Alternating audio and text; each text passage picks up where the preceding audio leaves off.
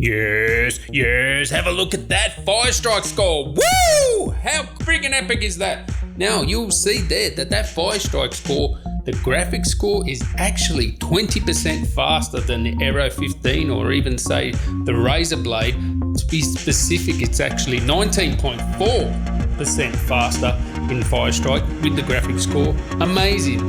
That's max P, baby. No max Q here. Alright champs, let's get rid of Windows Home and let's get some Windows Pro. Copy and paste my code from the description. New codes, new discount. You can get Windows Professional, Office. Paste my code. Boom. It's Windows Pro time.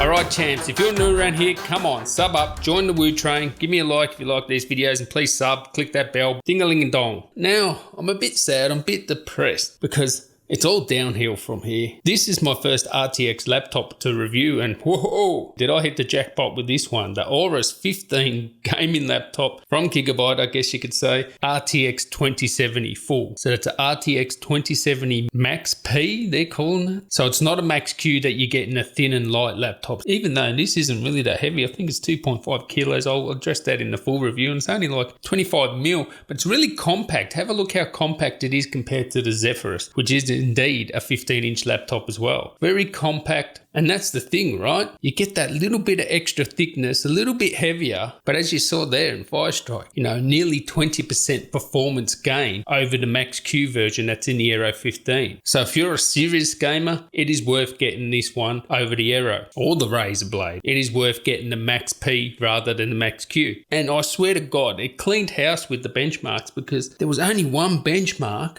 and I benchmarked everything at 1080p, high settings. Every single benchmark I had here, over 100 frames per second at high settings, 1080p. Except one. I was so annoyed that Witcher 3 actually was like 97. What was it? Let me have a look. Yes, 97 frames Witcher 3 was. I was so rooting. Come on, get that 100 frames. But no, it didn't get there. And just thinking about that, 100 frames per second nearly. 97 with Witcher 3. That's crazy. So of course, this is a gaming laptop. 144 Hz display. Epic display made by LG. It is a really top drawer gaming display. You get that super connected feeling, 144 Hz. It's matte so you don't get reflections. Really good choice in display. Thin bezel too, as you'll see. That's why it's so compact. And actually, Gigabyte here or Aorus are actually doing this thing where it's all Intel inside. So every part is Intel. Intel SSD, Intel wireless, obviously Intel chipset, and using Samsung RAM as well. So I actually will test the SSD speed in this. A lot of the times I will not test the SSD speed in the laptop unless they specify that this is the part they're going to use. Because the reality is there's no point me testing the SSD when you're going to get a different SSD to me. They may have like 3 or 4, maybe even 5 different brands of SSDs they put in these laptops. Frankenstein. This is guaranteed to be the Intel. I will address that in my full review, so make sure you subscribe to see that. But this is just my gaming review, so you're just going to see the gaming performance. Of course, it has the 6-core 45-watt 8750H processor, 3.9 gigahertz all-core burst, which is pretty much standard across all these laptops. This has 16 gigabytes in dual channel. You can go up to 32. Actually, you'll probably be able to go up to 64, depending on if they upgrade the BIOS to allow that. Sound is good for gaming as well.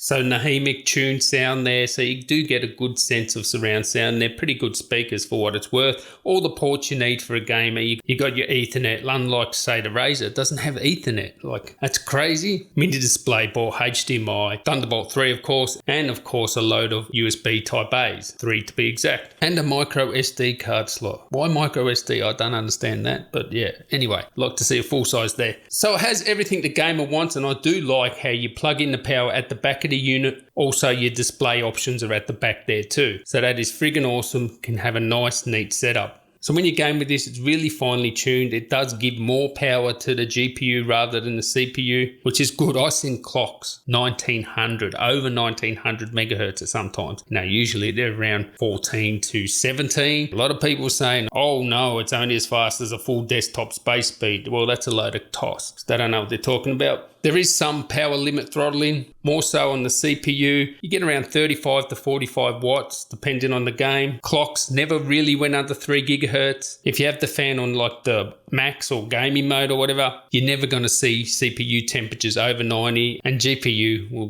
be low 80s. But once you hit 90, the clocks will reduce to around 3 gigahertz is the sort of lowest I sort of got. That's on CPU, but the GPU clocks was always staying really high. If you do leave it in the normal fan mode, the sort of quiet mode, where I'll show you a sound sample now.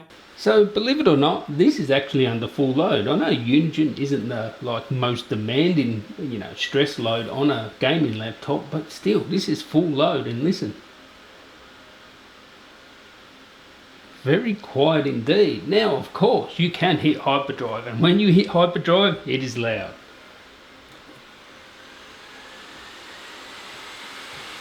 Woo! Listen to the power!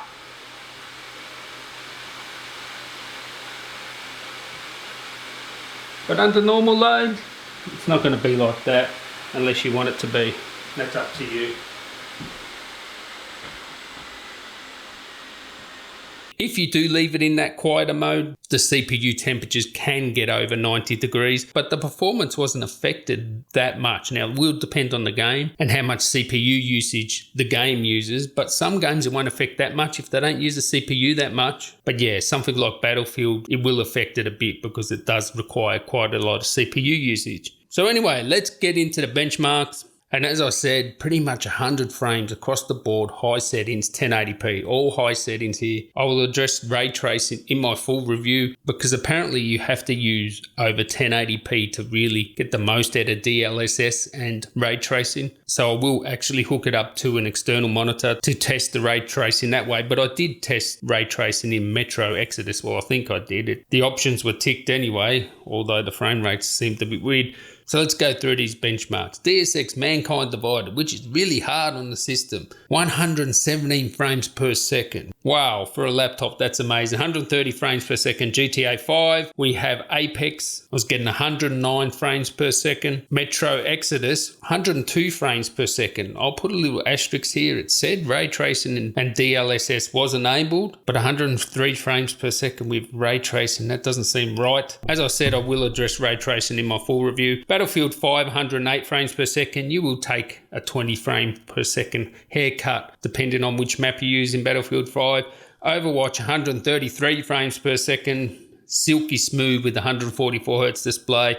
Witcher 3, come on, why? 97 frames per second. I was rooting for it to get to 100. And with PUBG, 103 frames per second at high. Wow, that's pretty good for a gaming laptop. Quite amazing. These RTX laptops are no joke, especially in this Aorus laptop and this Max P configuration. As I said, it's going to be downhill for me when I start reviewing these thin and light ones with the Max Q, taking that, up to 20% haircut in performance. Yeah, that's what you have to do, right? That's the compromise you have to make. You want thin and light, and that's the compromises you make. So if you want a full-on gaming laptop, 15-inch, I don't have anything else to gauge the performance on other than what I've seen from other reviews. So check out Own and Disown, Jared's Tech, and Bob of All Trades. They're doing some great reviews. And I will have some more RTX laptops, but man, this thing friggin' flies.